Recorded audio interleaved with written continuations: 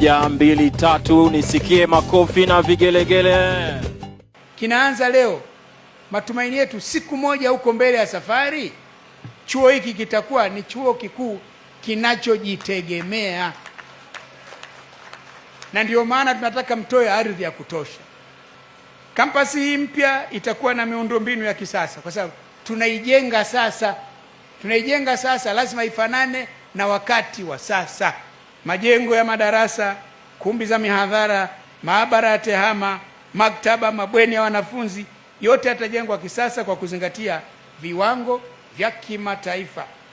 Rai yangu kwa Chuo Kikuu cha Dar es Salaam ni kuhakikisha kwamba kampasi hii mpya inakuwa kitovu cha ubunifu na uvumbuzi, mahali ambapo vijana wetu watawezeshwa kuibua mawazo mapya, kufanya ubunifu na kutumia fursa ya soko la pamoja la Jumuiya ya Afrika Mashariki.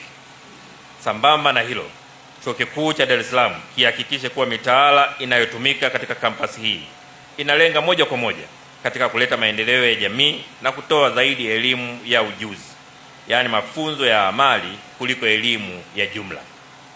Kwa kuwa mkoa wa Kagera na kanda ya Ziwa yote ni ina fursa nyingi za kiuchumi, ningependa pia kuhimiza Chuo Kikuu cha Dar es Salaam kuimarisha umaitaifishaji wa elimu yetu, internationalization of higher education. Jitihada za makusudi hazina budi kufanyika ili kuunganisha viwango vya elimu ya kitaifa na kimataifa, na taratibu utekelezaji wa majukumu ya msingi ya chuo kikuu: kufundisha, kutafiti na huduma.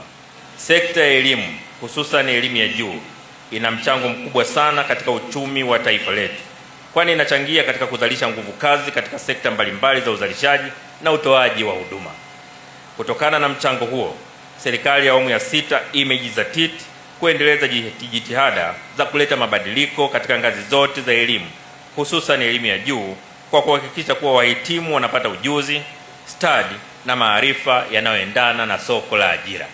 Lengo kuu la ilani ya uchaguzi ya Chama cha Mapinduzi mwaka 25-30 ni kukuza uchumi na kuimarisha ustawi wa wananchi, ambapo mojawapo ya njia ya kufikia azma hii ni kuongeza fursa za elimu kwa vijana katika ngazi zote, ikiwa ni pamoja na kuendeleza na kutoa elimu bila ada kuanzia elimu ya msingi hadi sekondari.